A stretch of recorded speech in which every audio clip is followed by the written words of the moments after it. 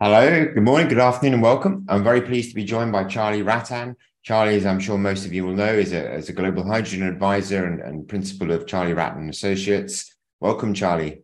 Hiya.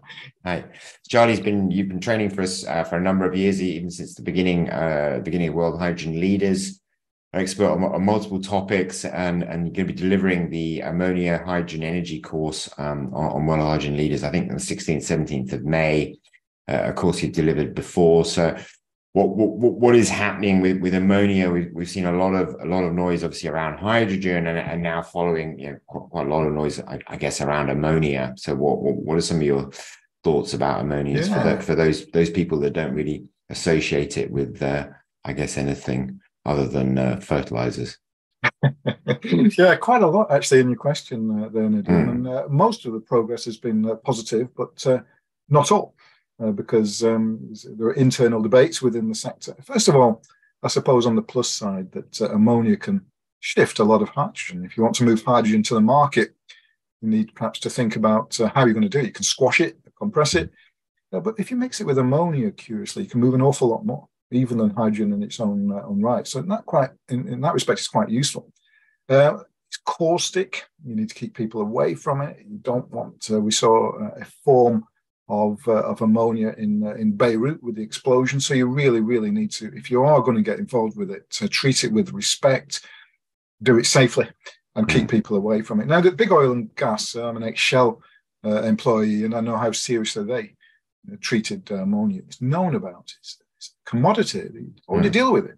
Refineries been dealing with it. It's a fertilizer, like I said. I think 140 ports around the world already deal with it.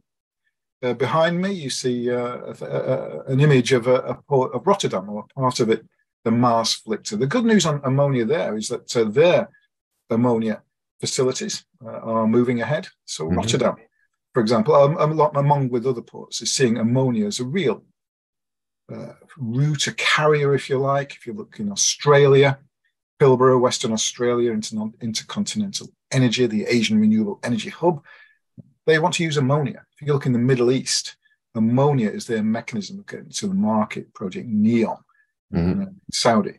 And we see the Maasvlakte here in the UK. Immingham has got a planning application in for an ammonia facility in my area, Stanlow. I used to support that when I was with Shell. That Tranmere Dock is looking to become an ammonia terminal. More than that. They want to crack it. They want ammonia, and also to convert it into and out of hydrogen. It's very similar. So there are positive signs, but there are also a few things to be mindful of. I'm not sure whether it's a lobbying issue, but for example, derivatives, methanol, for example, is not quite as pure, I suppose, a solution as hydrogen for movement, but methanol might be another offer. Another one might be a thing called liquid organic hydrogen carrier, which has had a big push. We saw them, didn't we? They were in Rotterdam, and they've made good progress. I think they've signed a deal with Amsterdam. And there's certain places where it wraps the hydrogen in a form of oil and then reuses it. Quite smart.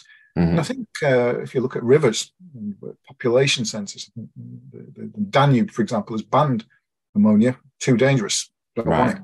Yeah. So LOHC might be a solution. So it's not going to be one size, I think, fits all. Certainly there will be a place for ammonia. It's very efficient. You can move it a long way. It's known about. It's very similar to hydrogen. You can leave it as ammonia. There are ammonia fuel cells. I've worked with projects advising companies just leaving it as ammonia, but you can also convert it back into hydrogen as well. So it's quite versatile. So there's a place for ammonia if you treat it seriously. If you're not prepared to, then forget it. Find something else. Look at other mechanisms, and certain. If I was a major population centre, and I know if you're doing the stakeholder side of this, I think there'll be many people wanting to keep it away from populations.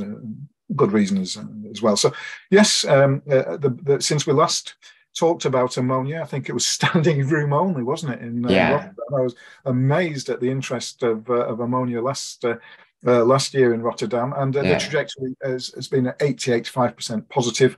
Lots happening, ports, shipping, innovation, projects happening, but also this reminder that it's not a panacea. and there are places where you might want to choose another technology. Excellent. Well, it's going to be a fascinating course as ever, Charlie. Thanks a lot for sharing those short, sharp thoughts on ammonia and hydrogen. And we look forward to hearing more at the course itself. So look forward to catching up soon. See you later. I look forward to it. Cheers. Take care.